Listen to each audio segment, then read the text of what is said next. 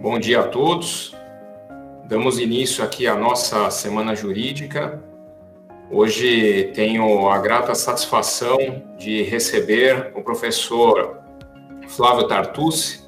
O professor Flávio Tartucci é pós-doutorando em Direito Civil pela USP, doutor e mestre em Direito Civil também pela Universidade de São Paulo, coordenador do programa de mestrado de programas de pós-graduação da Escola Paulista de Direito, programa de mestrado e programas de pós-graduação da Escola Paulista de Direito e professor e consultor jurídico.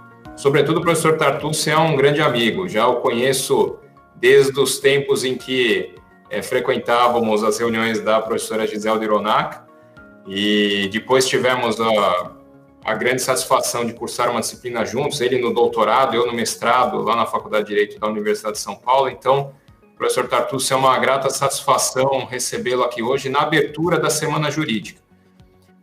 Tenho aqui junto comigo também a professora Lidiane Duca Silva, professora que é coordenadora adjunta do curso de Direito e que sempre organiza toda a parte dos eventos nossa.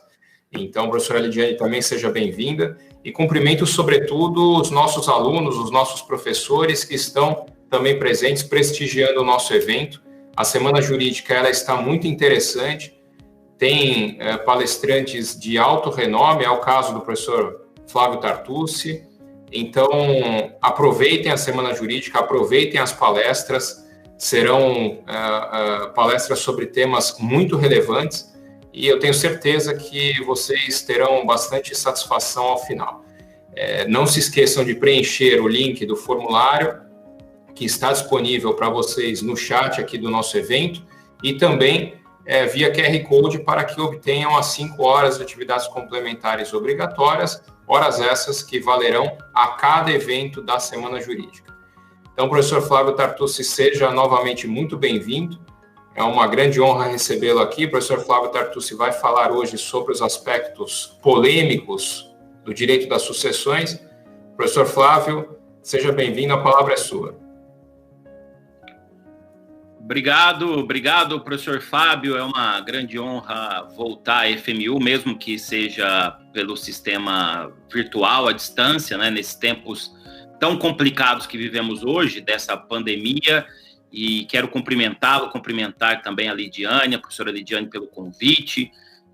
Realmente, mais uma vez, uma honra voltar aí à FMU, né?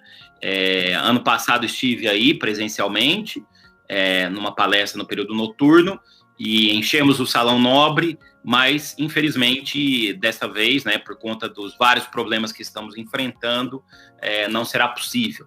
E venho aqui para falar sobre a questão sucessória, e que é o tema do meu pós-doutorado, e também algumas reflexões sobre a pandemia, porque a pandemia, obviamente, repercute diretamente para todo o direito privado, e também não poderia ser diferente para o direito das sucessões, né? E não precisa nem entrar em maiores detalhes, porque, né, estamos passando realmente por um momento muito difícil.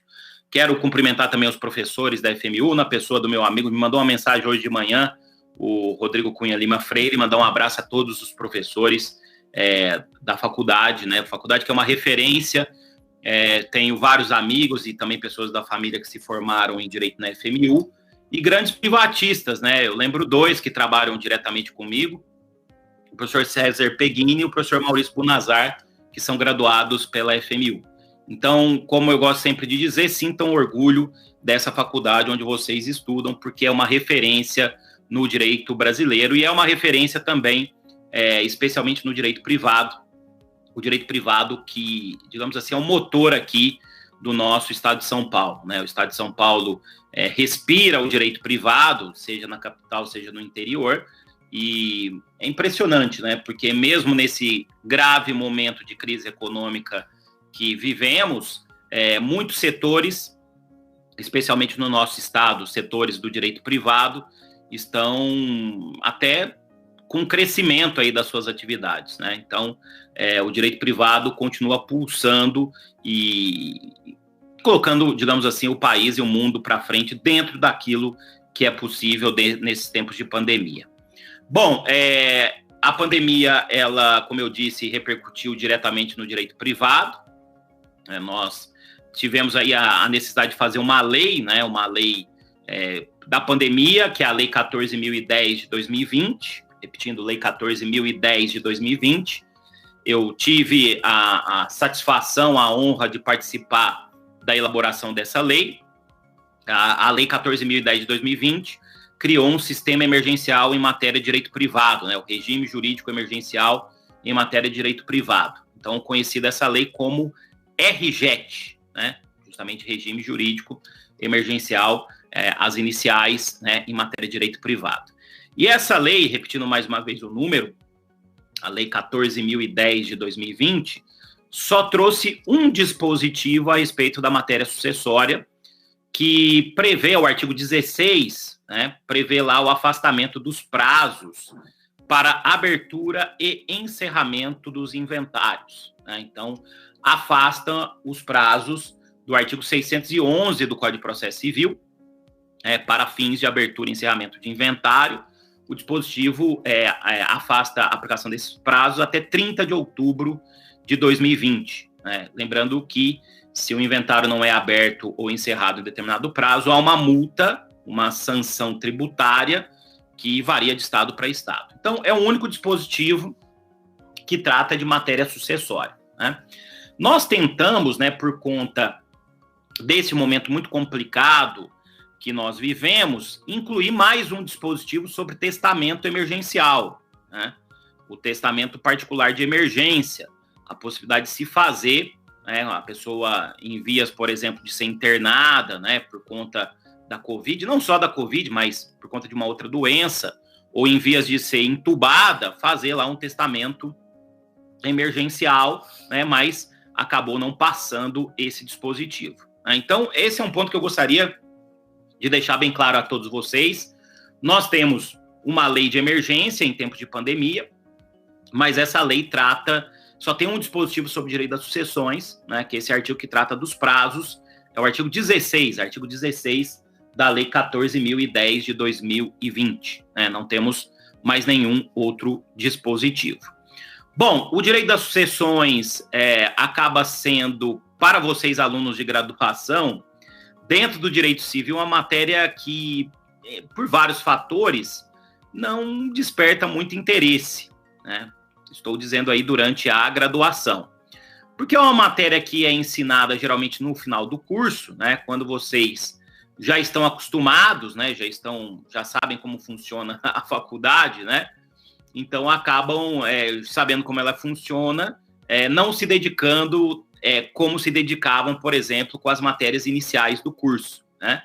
E por uma série de fatores. E também é uma matéria ensinada lá no final, né? Já estão terminando a faculdade, já estão com outras preocupações, né? E acaba sendo deixada de lado, né? Eu percebo isso porque isso foi falado no congresso do IBDFAN agora, no que nós fizemos pelo Zoom, né? É uma matéria que poucas pessoas pretendem fazer o trabalho de final de curso, é uma matéria que as pessoas não compram os livros, né? Eu tenho, para aqueles que não sabem, uma coleção completa de Direito Civil em 6 volumes, né?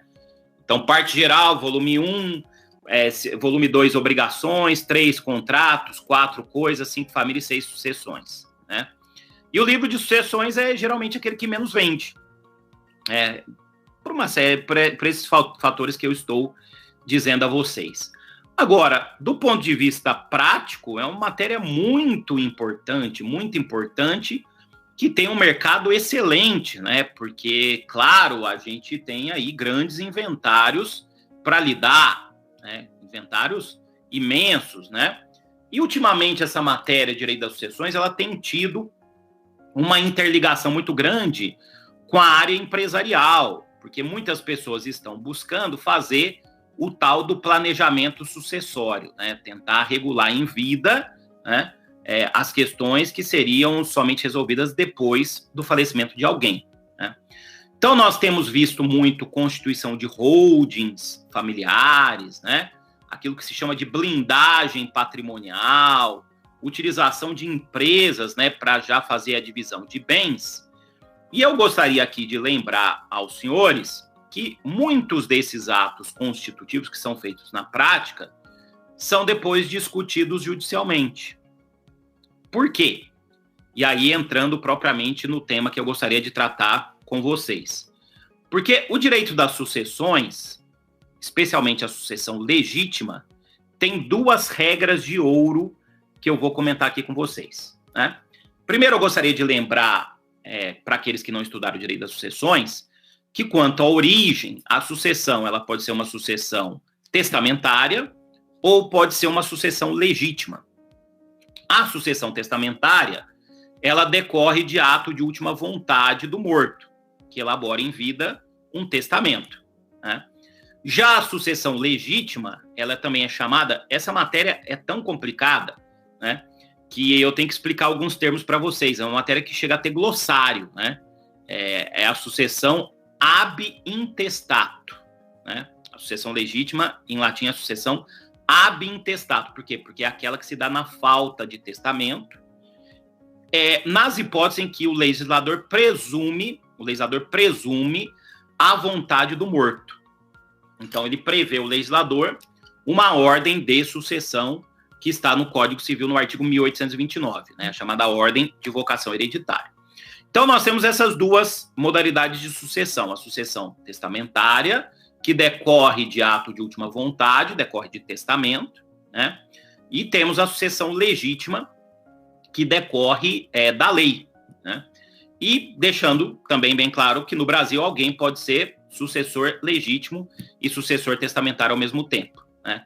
Imagine, por exemplo, que eu tenho 2 filhos, eu gosto mais de um, e aí, desde que respeitada a primeira regra de ouro da sucessão que eu vou explicar, né, eu faço um testamento, por exemplo, de 20% para um desses meus filhos. Então, o professor Fábio e a professora Lidiane são meus filhos, eu gosto mais da professora Lidiane, eu faço uma antecipação da herança para ela, né, por doação, ou faço um testamento para ela, né? Se eu faço um testamento, no caso do meu falecimento, então ela vai ser beneficiada pelo meu testamento, e além de ser beneficiada pelo meu testamento, ela ainda vai herdar junto com o Fábio de forma legítima. Então é possível no Brasil que alguém seja sucessor legítimo e sucessor testamentário ao mesmo tempo, né? Bom, então a sucessão testamentária, repito, decorre de ato de última vontade de testamento, e a sucessão legítima decorre da ordem que a lei prevê. No Brasil, não há um costume muito grande de fazer testamento. Houve um aumento nos últimos tempos, né, da elaboração de testamento, inclusive porque o testamento é forma de planejamento sucessório, né, e também ainda não temos dados ainda sobre isso, mas aparentemente a pandemia, como trouxe aí para todos nós, né, especialmente que tem um pouco mais de idade, uma sensação de morte, né, uma sensação de morte constante, né, fazendo com que as pessoas passassem a pensar mais na saúde também, que um dia irão morrer, né? Parece, aparentemente, ainda não temos os dados, repito, uma procura maior pelos testamentos, né? Até porque hoje você pode fazer até um testamento remotamente, né? O provimento 100, número 100 do CNJ, que é deste ano de 2020, novíssimo, possibilita aí o e-notariado, né? Que você faça a escritura pública à distância. Então, houve, sem dúvida alguma, um aumento.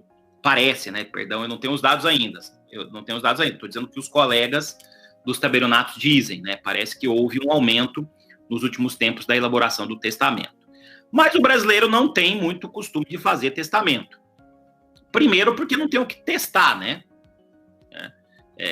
Geralmente, essas discussões que nós temos de direito das sucessões são discussões que dizem respeito a classes mais abastadas, né? Os debates principais dizem respeito às pessoas que têm condição econômica, né? Melhor condição econômica. Então, muitas vezes a pessoa não tem patrimônio, dinheiro, imóvel para fazer o testamento. Segundo, que o brasileiro não gosta de falar de morte, né? Basta os senhores verem aí o que acontece muitas vezes no Brasil, como temos pessoas que estão simplesmente negando a pandemia. E não é só o argumento que as pessoas estão cansadas. Sim, as pessoas estão cansadas, mas a negação é imensa, né? A negação geral é imensa, que é o que é mais fácil a fazer, né? Nós temos um desafio enorme, como eu estava conversando com um infectologista aí de quase 80 anos de idade, a humanidade se meteu numa baita de uma enrascada, né? Uma enrascada que vai durar muito tempo. Não adianta você achar que é algo que se resolve rapidamente. Não, é uma enrascada, né? E também quando chegar a vacina, a gente vai ter aí um tempo para a vacina também encontrar algum grau de maturidade, né? De maturidade científica, digamos assim, né?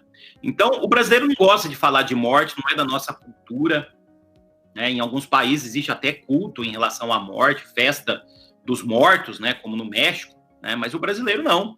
O brasileiro não festeja a morte e ele nega a morte. Então, ele nunca pensa que vai morrer. Então, não é costume fazer o testamento, né? O brasileiro também é otimista. O brasileiro é otimista, né? Eu costumo sempre dizer, professor Fábio, que a minha classe, né, nós, os civilistas, nós somos muito pessimistas ou realistas, né? E acaba sendo também uma questão de proteção. O direito civil ele não é melhor nem pior do que nenhum outro ramo jurídico, né? E, aliás, não existe ramo jurídico que seja melhor do que o outro. O que o direito civil tem de diferença é que ele é mais experimentado, né? O direito civil já passou por outras pandemias, né? Eu estava vendo há um mês atrás, né, uma palestra no Congresso Mundial de Direito de Família e Sucessões, da UISFL, né? Estava vendo lá uma palestra de um professor alemão, ele citando que em Roma já existia o testamento pandêmico, né? Porque eles enfrentavam pandemias, né? Então, por óbvio que nós já tivemos no direito civil experiências como essa que nós estamos vivendo. Mas, voltando ao que eu estava dizendo, o brasileiro é otimista, né? E, por fim, o brasileiro, e de novo a pandemia revela essa nossa faceta, o brasileiro é guiado pela máxima do deixa a vida me levar, né? Que é até um pagode conhecido do Zeca Pagodinho, né? Então, deixa a vida me levar, a vida leva eu. E ele costuma deixar as coisas muito para o final, né? Para o fim. Deixa para depois, deixa para depois. E no caso do testamento e da vida e da morte, o depois, muitas vezes, perde-se o tempo. A pessoa não faz o testamento e aí vai para a sucessão legítima, né? Eu disse agora há pouco que nos últimos tempos o brasileiro começou a fazer mais testamentos ou começou também a utilizar outros instrumentos de planejamento sucessório. Por quê? Entre outras coisas. Porque o nosso Código de 2002 ele é muito complicado nas questões sucessórias, né? O Código de 2002 ele trouxe o inspirado pelo Código italiano, né? Que está aqui, esse vermelhinho aqui é o Código italiano, né? Inspirado pelo Código italiano e também pelo Código português.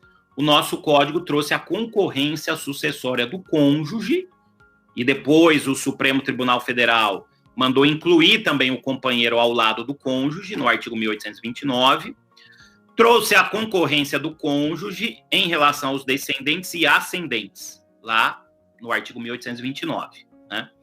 A sucessão do Código 16 era muito mais fácil, né? Porque a ordem de sucessão legítima era, primeiro, descendentes, né, filhos, netos, etc. Depois, os ascendentes, os pais, os avós, etc. Depois, o cônjuge e depois os colaterais até sexto grau, né? Isso estava no Código 16, no artigo 1603. Aí vem o Código de 2002, no citado artigo 1829, e trouxe, primeiro, os descendentes em concorrência com o cônjuge. O Supremo também incluiu o companheiro ao lado do cônjuge, repito, dependendo do regime de bens adotado. Depois, no inciso 2, os ascendentes em concorrência, de novo, com o cônjuge ou com o companheiro. Depois, o cônjuge ou o companheiro. E, por fim, os colaterais até quarto grau, né? Em relação aos colaterais, nós tínhamos até o sexto grau, houve uma redução até o quarto grau. Muito bem.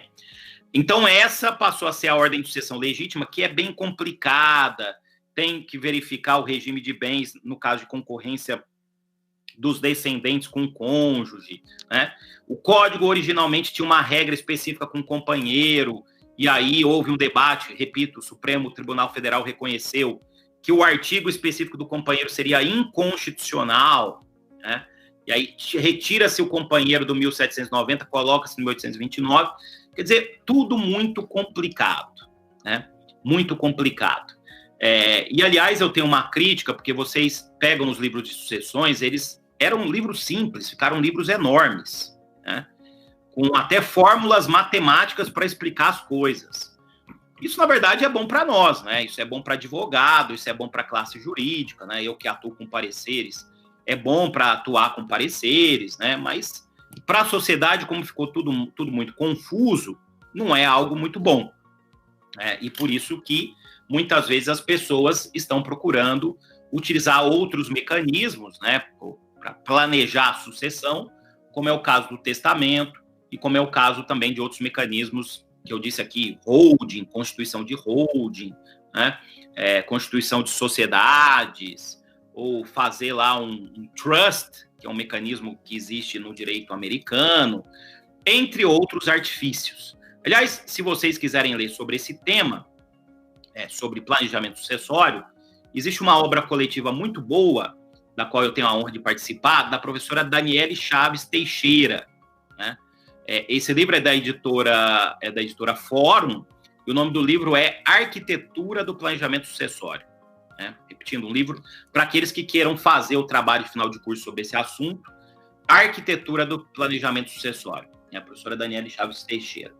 E assim, eu tenho visto muitas pessoas perguntando, olha, quais temas que eu posso trabalhar aí em TCC? Esse é um bom tema, né? Até porque é um tema que vai te projetar. Você tem que olhar muito onde você vai atuar e o que você vai atuar depois que você sair da faculdade, né? E um dos maiores mercados aqui, vocês que estão me assistindo aqui falando de São Paulo, né? Cidade de São Paulo, estado de São Paulo, um dos principais mercados para atuação aqui na nossa cidade, no nosso estado, repito, é o direito privado. O mercado é imenso, né? E esse mercado relacionado ao direito das sucessões é um mercado muito bom para você atuar, né, no futuro da sua advocacia, né, aqueles que pretendem ir para essa atuação privada. Muito bem, mas vamos lá. Quais seriam, portanto, nesse contexto, as duas regras de ouro da sucessão? As duas regras que devem ser observadas, seja no testamento, né, seja também na questão do planejamento sucessório. A primeira regra de ouro é a proteção da chamada legítima ou reserva.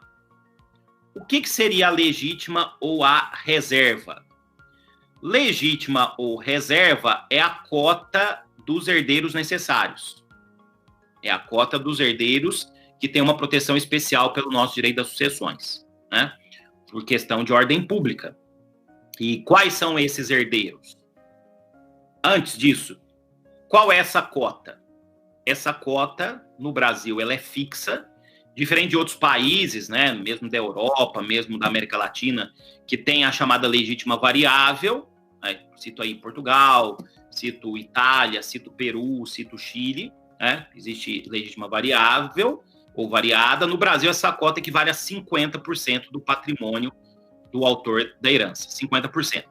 Né? Então, se eu tenho herdeiros necessários, eu só posso dispor por testamento, ou só posso dispor em vida por doação, né, com 50% do meu patrimônio. Se houver um excesso acima dos 50%, aí veja que interessante, né? A doação é nula, naquilo que excede os 50%, e o testamento ele vai ser reduzido, ele é ineficaz naquilo que sucede os 50%. Existe um tratamento diferenciado da doação e do testamento.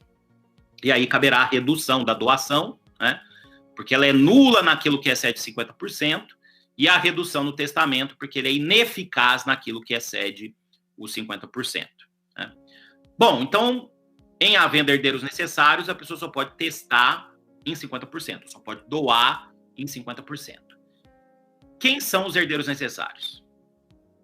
Se vocês pegarem o código atual, o código de 2002, os herdeiros necessários estão expressos no artigo 1845. Então, lá nós temos menção aos descendentes, então, filhos, netos, bisnetos e assim sucessivamente, aos ascendentes, pais, avós, bisavós, trisavós e assim sucessivamente, e ao cônjuge, que mereceu uma super proteção. O cônjuge foi muito protegido pelo Código de 2002. Né?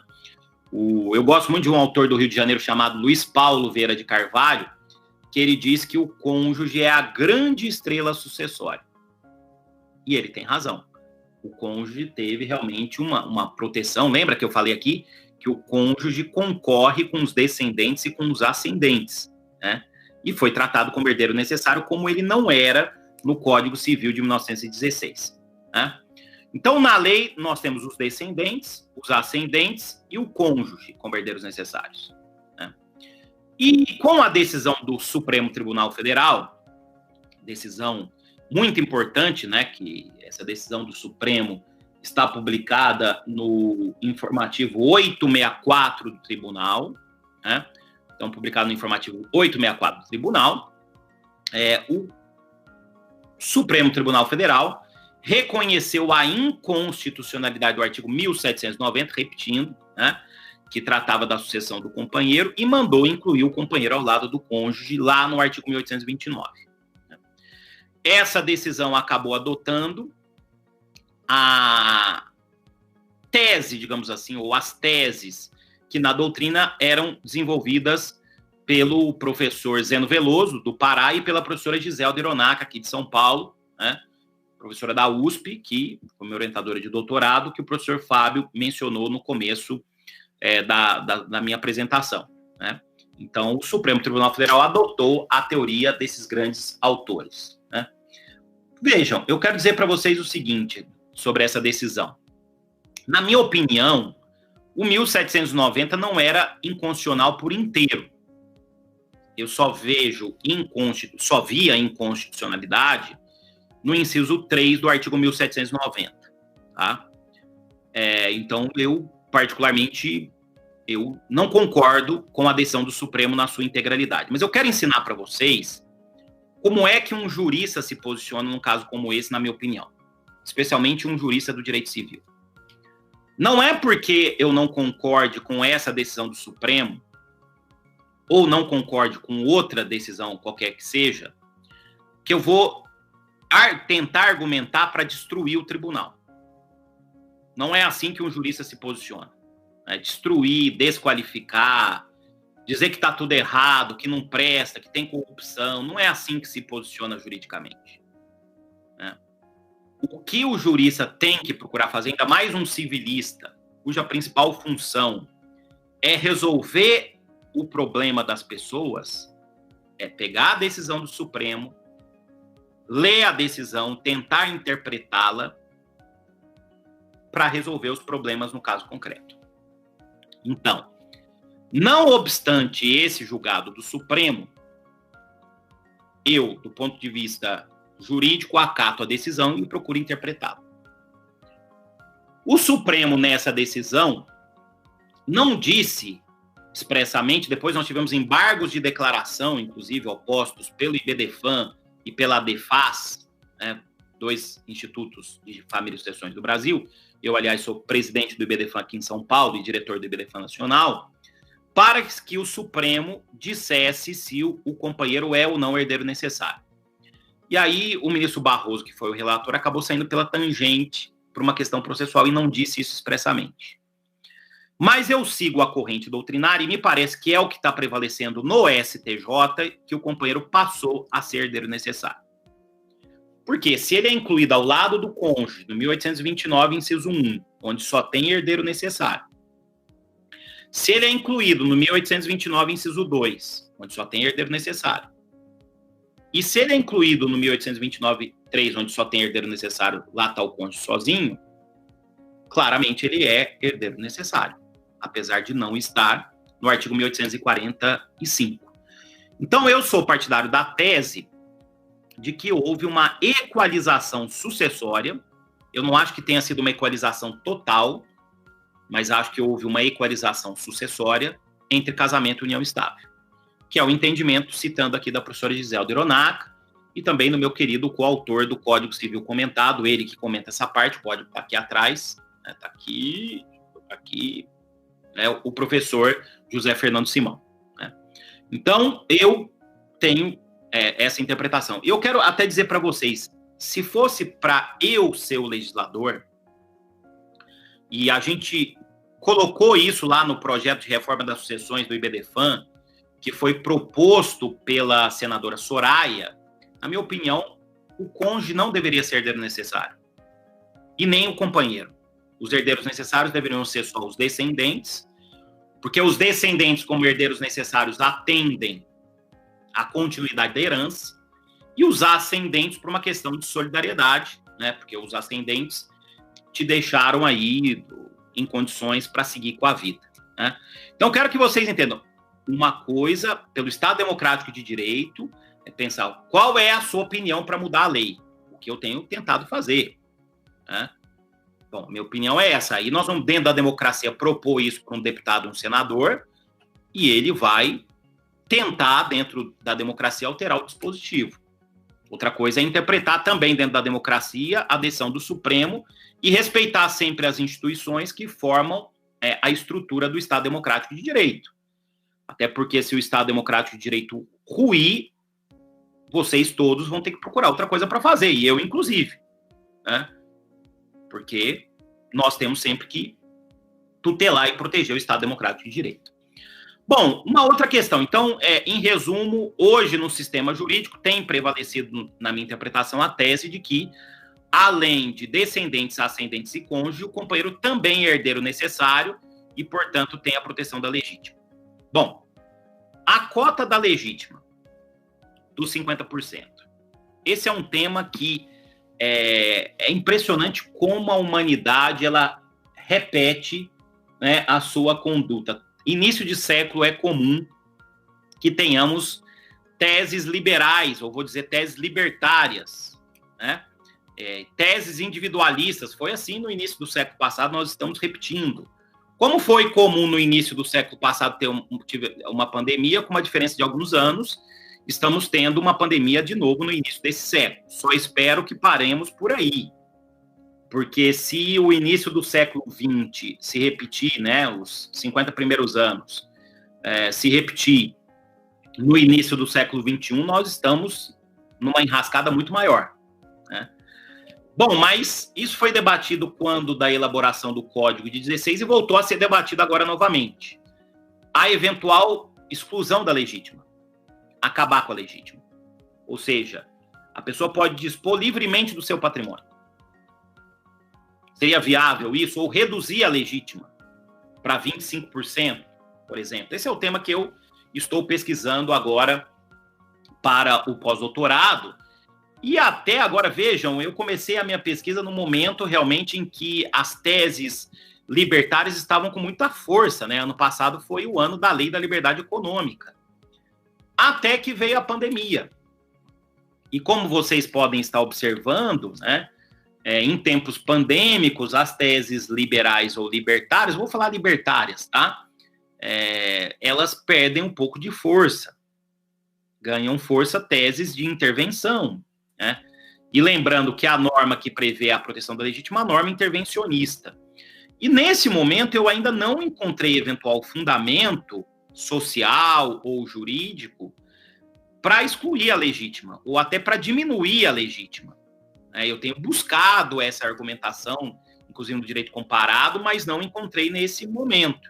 Então, se fosse, eu vou seguir aí com o meu pós-doutorado, até porque eu estou num momento complicado que eu não posso viajar para fazer pesquisa internacional por conta da pandemia, mas nesse momento o que eu posso dizer a vocês é que não me parece que exista justificativa para excluir ou até mesmo para reduzir a legítima. Eu sigo com os meus estudos, né? Como os fatos mudam, né? E as nossas conclusões também. Talvez, nesse momento, esses fundos coletivos sucessórios sejam interessantes. E é o que eu tenho refletido no momento. Existem dois autores chilenos que estão, eu acho que aqui, esses livros que estão aqui em amarelinho, ó, na minha biblioteca, esses aqui, que são dois autores, o Ramon Domingues Benavente e Ramon Domingues Áquila. Fui lá confirmar o nome deles, né? Um tratado de direito sucessório chileno. E esse aqui é o meu estúdio, né? Eu tenho dado muitas aulas, palestras por aqui, né? Então, o meu estúdio é aqui, na minha casa, né? Eu tenho também, claro, no escritório, mas esses são os livros que ficam aqui próximos de mim, na minha biblioteca de casa, né? E vai longe, viu, pessoal? Olha lá. Aqui só tem civil e processo civil. Até a ponta ali, vai aparecer a garrafa d'água, né? E para cá também tem mais, ali no canto. Mas, tudo bem. Esses dois autores dizem o seguinte, algo que também aconteceu no Brasil, né? Eles dizem, primeiro, esses debates sucessórios são debates geralmente de pessoas que têm patrimônio. Nós geralmente temos os debates mais profundos. E não é só no Brasil, é no mundo inteiro. Nós temos esses debates mais profundos naquele direito das sucessões dos ricos, né? Das pessoas que deixam patrimônio. Eu tenho atuado em disputas muito grandes, né? E como advogado, né, atuando no inventário e também como parecerista. Então, são nessas grandes disputas que as grandes teses acabam aflorando. E, dizem eles, no Chile, nessas classes mais abastadas, a gente ainda precisa ver qual será o impacto da pandemia, mas, no final, vai acabar se confirmando isso, né? Eu vi uma frase muito interessante esse final de semana. Eu não lembro em que perfil que foi, né?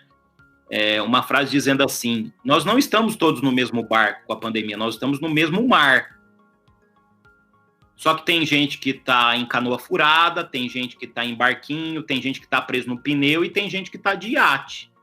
E tem gente que está em navio. Então, as formas de conduzir são diferentes, dependendo aí de uma série de fatores, inclusive econômicos. Mas eles dizem, nas classes mais abastadas do Chile, em certa medida no Brasil, o índice de expectativa de vida é altíssimo. Chega a 80 anos. Se você pegar aqui a expectativa de vida nos Jardins e confrontar a expectativa de vida com um bairro mais pobre, é uma diferença abissal. E eles dizem isso lá, né, também no Chile. Outra coisa que também aconteceu lá e está acontecendo aqui. Está ocorrendo, e a pandemia vai gerar isso ainda mais, porque, repito, e eu digo isso pela minha atividade consultiva, muita gente empobreceu, a maioria talvez, muita gente perdeu renda, mas tem muita gente também que está ganhando mais do que ganhava antes. E de uma forma impressionante. Eu vi uma entrevista ontem da herdeira lá de um grupo de vinícolas do Brasil, dizendo que houve um crescimento de 25% do consumo de vinho em tempos de pandemia. É uma herdeira do grupo, né? E dizendo mais, que o brasileiro, nesses tempos de março até agora está consumindo o rótulo de maior qualidade. Acha muitas vezes que vai morrer, então vou beber o vinho melhor mesmo. Bom, mas voltando. Então, houve um aumento de concentração de renda. E quarto, o raciocínio que pode colocar a legítima em dúvida ainda. Nessas classes mais abastadas, nesse contexto em que as pessoas falecem lá por volta dos 80 anos, quando a pessoa falece, quando o decujus, né, aquele de quem a herança se refere, é outra expressão que você vai ter que guardar para a sua vida no direito privado, decujus, quando ele falece, os filhos já têm por volta de 50 anos. E já desenvolveram as suas atividades ou não, né? E pensando, sendo agora otimista, que mesmo assim foi uma vida de sucesso, quando essa pessoa falece, quando o pai, por exemplo, falece, ou a mãe falece, o herdeiro acaba recebendo a herança como um plus, porque ele já desenvolveu as suas atividades, né? Para o bem e para o mal. Então acaba sendo um plus, né? Um acréscimo. E aí a herança, dizem os dois autores chilenos, pai e filho, né? Ramon Áquila e Ramon Benavente, Domingues Áquila e Domingos Benavente, né? Benavente é o pai, Áquila é o filho, que a herança deixa de cumprir sua função e que é a continuidade da pessoa. Essa é a principal função da herança, a continuidade da pessoa. Então, eu já desenvolvi essa argumentação num artigo que vai sair publicado em breve, vai ser publicado em breve na Revista Brasileira de Direito Civil, mas eu pretendo seguir ainda com os meus estudos, eu tenho mais um ano aí para desenvolver a minha pesquisa e lançar um livro com essas reflexões, né, que deve ser lançado no ano que vem. Muito bem. Então, tudo isso diz respeito à primeira regra de ouro da sucessão e, como eu gosto de dizer, a primeira regra de ouro do planejamento sucessório. A segunda regra de ouro, que é importante também, e aí se aplica mais para os contratos, e acaba fundamentando a existência do testamento, é a vedação dos pactos sucessórios, ou pacta corvina. Essa vedação está no artigo 426 do Código Civil, que prevê, não pode ser objeto de contrato, herança de pessoa viva. Né? Repetindo, artigo 426, não pode ser objeto de contrato, herança de pessoa viva. Se eu tenho um contrato, com algumas exceções, existem exceções, mas se eu tiver um contrato cujo objeto é herança de pessoa viva, esse contrato é nulo. É caso de nulidade absoluta virtual, usando aí a doutrina do grande Pontes Miranda. Nulidade absoluta virtual está no Código Civil, no artigo 166, inciso 7. Artigo 166, inciso 7, segunda parte. Diz lá, artigo 166, inciso 7, segunda parte, é nulo o negócio jurídico quando a lei proíbe a prática do ato sem cominar sanção. Meu Deus, estou vendo aqui meu Instagram aqui bombando a palestra, hein? Obrigado aí, depois eu vou subir todos aí. Meu Deus. Fui abrir aqui bombando. Temos muita gente acompanhando, hein, pelo jeito. Se puder me dizer aí quantos temos... 1.200 pessoas no YouTube, meu Deus. Um abraço aí, obrigado aí pelo prestígio de vocês. Obrigado.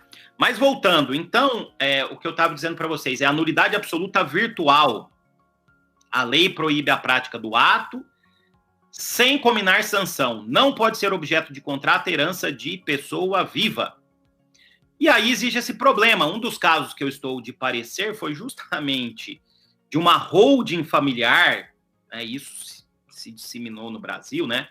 Uma holding familiar que pegou todo o patrimônio e uma série de irregularidades também, simulação, não fizeram avaliação dos bens, porque é uma SA, tem que fazer avaliação dos bens antes de integralizar e colocar na SA, isso não foi respeitado. Uma série de desrespeitos legais na constituição dessa holding para esvaziar todo o patrimônio dos pais, né? E, no final das contas, ainda, uma briga familiar horrorosa para tirar o pai da direção, o que acabou sendo feito, porque o casal acabou se separando, a mãe se juntou com os filhos para tirar o pai da direção e para fazer um esvaziamento ainda maior, tirar todo o poder que o pai tinha na gestão desse grupo empresarial. Um grupo empresarial de postos de combustível, em outra região do Brasil. Né? E, ademais, se formou uma sociedade, essa holding, que é aquilo que se chama de empresa de casca de ovo, porque ela não existe para nada, ela não atende função alguma. Ela existe só para esses fins de esvaziar o patrimônio dos pais. Né? No Brasil isso não é possível, pessoal. Não é possível realmente, e o principal argumento é que essa sociedade, né, nós tivemos uma constituição de uma sociedade por contrato, essa constituição é nula. Por quê? Porque não pode ser objeto de contrato, herança de pessoa viva. Né? Bom, aí você pode dizer, Montartucci, mas as razões para isso, né? Bom, são várias razões. Primeiro, porque o romano, ele dividia, esse artigo 426 tem origem no direito romano, o romano dividia testamento e contrato. Testamento como coisa de nobre, contrato como coisa de pobre. E a premissa de que não seria possível ter essa mistura. Né? Aliás, em Roma, se alguém morresse sem testamento, era tido como pessoa de segunda classe. Testamento era... O cerne da sucessão era o testamento. Segundo, porque se você beneficiasse alguém com contrato, e aí a ideia do pacta corvina, isso geraria um desejo de morte, né? A pessoa beneficiada com contrato, ela desejaria a sua morte, então haveria uma imoralidade, né? E desde então se entende que é norma de ordem pública, é norma cogente. E realmente eu acho que existem argumentos para a gente colocar exceções a essa regra. Então, por exemplo, não seria o caso da gente pensar um cônjuge ou um companheiro que viva pelo regime de separação convencional, que queira renunciar previamente à herança pelo pacto antinupcial? Não seria o caso? Eu acho que sim. Mas isso é possível hoje no sistema legal brasileiro, com devido respeito a quem defende de forma contrária? Não, não é. Por quê? Porque o 426 é considerado norma de ordem pública.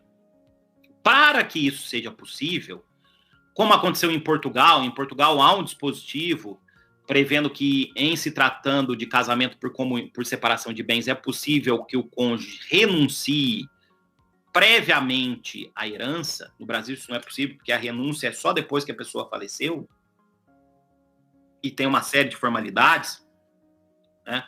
Para que isso que já é possível em Portugal seja possível no Brasil, nós temos que mudar a lei. E eu mandei uma proposta para o senador Rodrigo Pacheco, de Minas Gerais, que, aliás, é meu amigo de infância, uma proposta feita pelo professor Zé Fernando Simão, por mim e pelo professor Maurício Bunazar, mandamos para ele exatamente nesse sentido. Até porque é uma proposta liberal, e que eu concordo, se mudar a lei não tem nenhum problema. De novo, democracia, nós temos que encontrar os canais corretos para continuar efetivando a democracia, o Estado democrático de direito. Hoje não dá para defender essa tese fora da mudança legislativa, porque o 426 é norma de ordem pública. Não é possível que haja uma renúncia prévia, né? Então eu mandei a proposta, até hoje ele não apresentou. Por quê? Porque o tema é dificílimo. Nós temos, na verdade, uma herança já consolidada, uma categoria já consolidada, e o que eu tenho visto é que essas questões sucessórias que no Brasil, para o bem ou para o mal, funcionam. Funcionam. E funciona há muito tempo. Nós temos um direito cristalizado, construído. E o que eu quero dizer para vocês, meus caros, é que o direito civil, né, como um todo, ele funciona muito bem. Funciona muito bem. O que, na verdade, os juristas brasileiros, e, na verdade, o brasileiro em geral, precisa aprender é a perder. É isso que esse é o grande problema. As pessoas não sabem perder. Então, eventualmente, se tem uma tese que é contrária àquilo que a pessoa defende, ela já passa por uma agressão institucional. O que, repito, ficou muito aprofundado na nossa realidade nos últimos tempos, por conta desses pensamentos radicais que nós temos visto por aí. Aliás, as pessoas costumam perguntar o que eu sou. Eu sou um civilista. Os civilistas estão na Terra há 2000 anos. Muito antes de que vários istas que temos por aí, que possivelmente daqui a uns anos não estarão mais. Então, nós acreditamos no Estado Democrático de Direito, nós acreditamos nas nossas categorias que existem há muitos anos, algumas têm mais de 2000 anos e que funcionam. O direito brasileiro, o direito civil brasileiro não precisa de uma reforma profunda, porque ele funciona. Ele funciona desde a parte geral até o direito das sucessões, ele funciona. O STJ aplica bem, o nosso Tribunal de Justiça de São Paulo aplica bem, as câmaras arbitrais que julgam as arbitragens aplicam bem.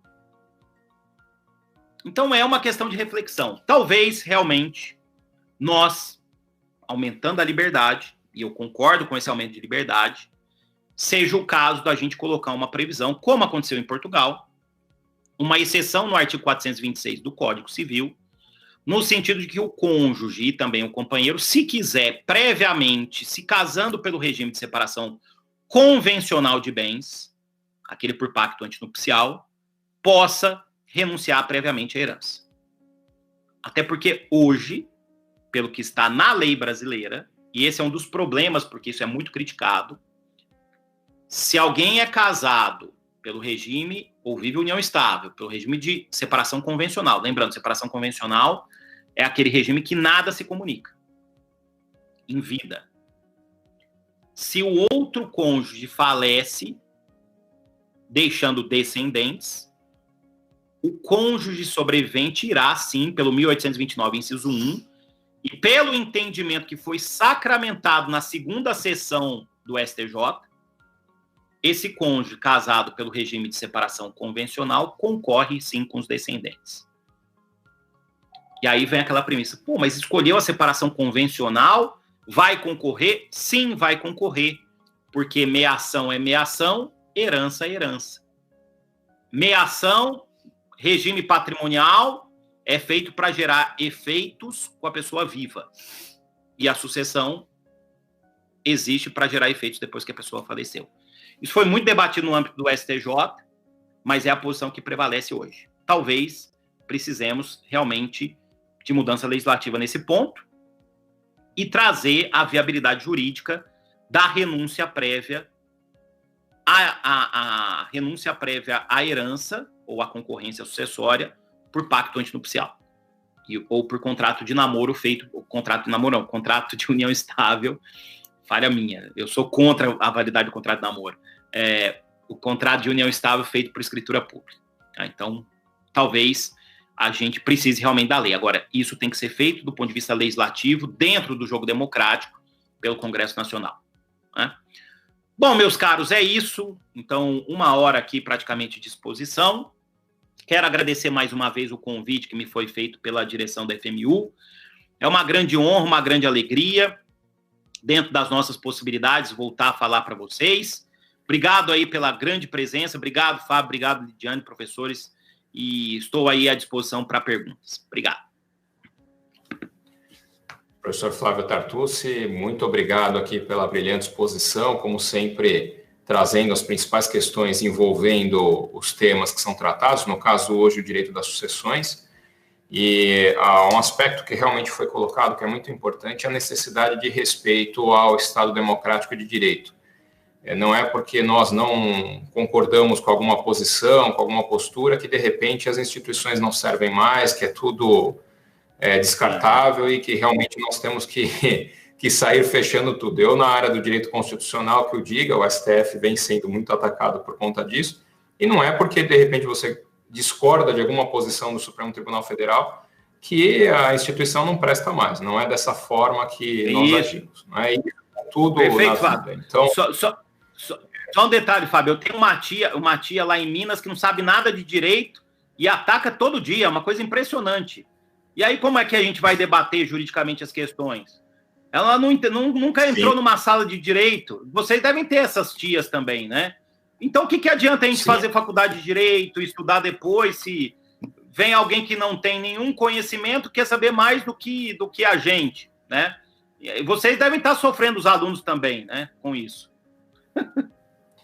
E isso realmente é um grande problema. Então, é muito importante que todos nós, sobretudo os que estamos na área do direito, respeitemos o Estado Democrático de Direito e atuemos sempre nessa linha. Então, essa é uma fala muito importante também nesse sentido. Mas, professor, eu tenho algumas dúvidas aqui dos alunos, e a Marlúcia Oliveira, ela diz o seguinte: professor, nessa cota de legítima, pode ser imposta alguma cláusula restritiva? Ela faz remissão ao caso de holdings para a blindagem patrimonial, se nesse caso a legítima ela deveria ser observada também. Muito bem. Sobre holding para blindagem patrimonial, eu tenho sido contratado geralmente para dizer que essas constituições são nulas. Eu já estou em vários casos e estou com mais um aqui para dizer que essas constituições são nulas quando se esvazia tudo, né? Porque além da afronta legítima, tem a afronta ao 426. Agora, o que se pode fazer, e eu já tive caso assim também, acaba sendo um presente de grego, é colocar, por exemplo, num bem aquela cláusula de incomunicabilidade, inalienabilidade e impenhorabilidade, lá do artigo 1848. Só que aí é um presente de grego por quê? Porque imagina depois para levantar essa restrição, né? Porque a instituição tem que ser justificada e o levantamento também. Então, eu tive um caso, por exemplo, de uma fazenda, né? Então, a mãe doou a fazenda para os filhos, para proteger os filhos, com essas cláusulas. Só que agora os filhos não conseguem, eles não são da área de atividade agrária, eles querem... eles só podem arrendar, eles queriam, na verdade, até desenvolver, pegar um empréstimo e desenvolver ali uma atividade, mas como tem cláusula de inalienabilidade, não pode dar o bem em garantia. Aí tem que ter uma ação judicial para levantar essa restrição, né? Então acaba sendo presente de grego, tem que tomar muito cuidado quando se institui uma cláusula delas. Agora, em relação a esses artifícios de planejamento sucessório, eu sou o cara para falar não. Eu sou o cara geralmente contratado para dizer que não pode, né? Aí tem que pegar um outro professor que permite essas coisas, porque eu não permito. Eu sou contra essas tem que mudar a lei, na verdade, para permitir tudo isso que as pessoas estão fazendo, né? Então, constituição de holding para blindar, primeiro que não existe blindagem absoluta, né? Para mim, essa palavra blindagem indica o quê? E muitas pessoas têm dito isso.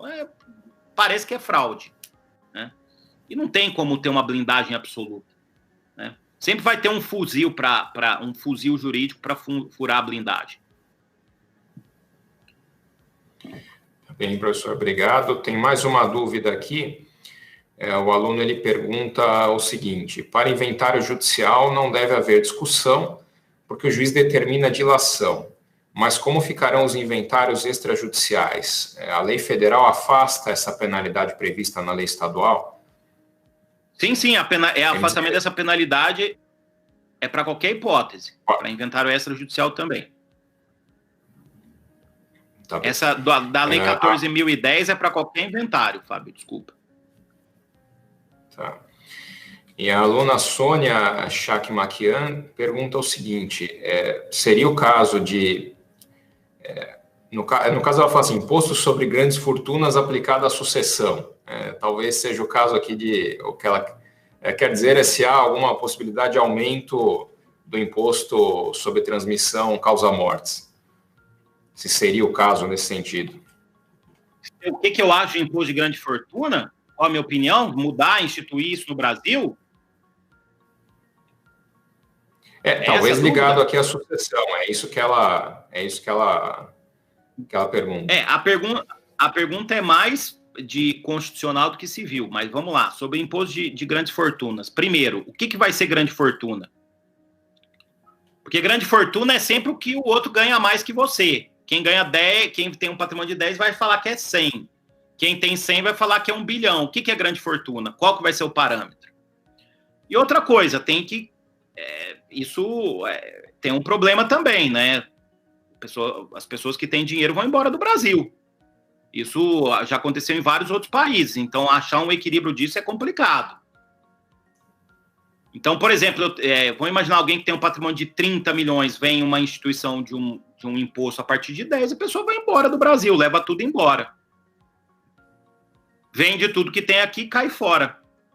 Então, assim, isso pode ser uma faca de 2 gumes também. Sim. Porque o imposto sobre grande fortuna... Desculpa, Fábio. Sim. É que eu tô com um delay aqui. Não, eu que me desculpo. Pode falar. Então, essa é uma pergunta mais para você, porque isso passa por mudança de texto constitucional, né? O que você acha disso? O grande problema é o que é grande fortuna e afugentar o capital do Brasil. Já não está fácil, né? Sim, com a crise, sobretudo. Tem algumas questões aqui também comparando o modelo norte-americano com o modelo brasileiro, em que no modelo norte-americano não haveria legítima e, portanto,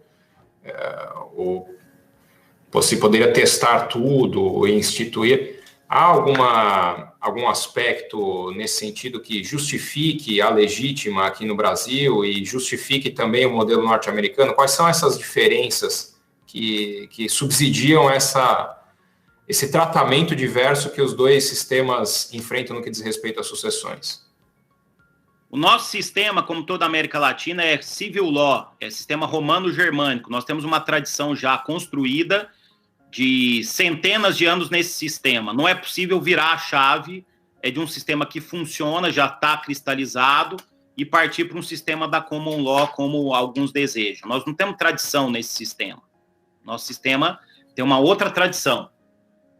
O Brasil não foi descoberto pela Inglaterra. O Brasil foi descoberto por Portugal. Descoberto, achado, encontrado, como vocês quiserem. Aí não dá agora, né? Porque o mais jovem gosta disso, né? Agora vamos mudar tudo, apertar a tecla reset e começar. Não, não é possível. Nós já temos uma tradição consolidada no direito civil. Né?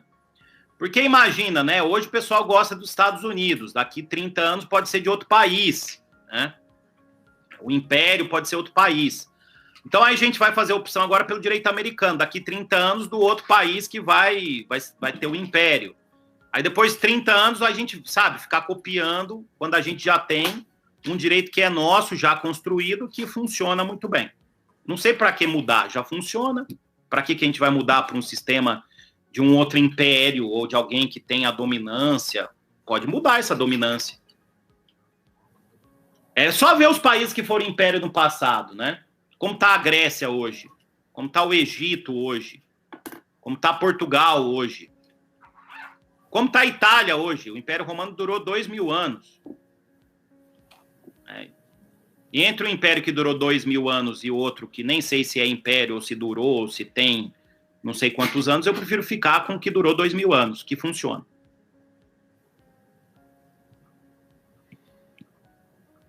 Tá bem. Bem, professor Flávio, eu realmente agradeço a sua participação aqui no nosso evento.